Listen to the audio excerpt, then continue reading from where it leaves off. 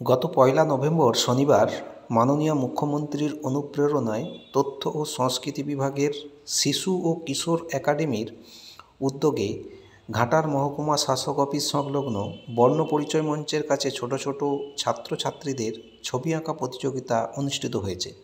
ঘাটার মহকুমা তথ্য ও সংস্কৃতি বিভাগের পরিচালনায় বিপুল উৎসাহে ও উদ্দীপনায় প্রতিযোগীদের উপস্থিতিতে। তথ্য রিপোর্ট গঙ্গাধর রায়, সংবাদ পাঠে বিশ্বজিৎ জানা।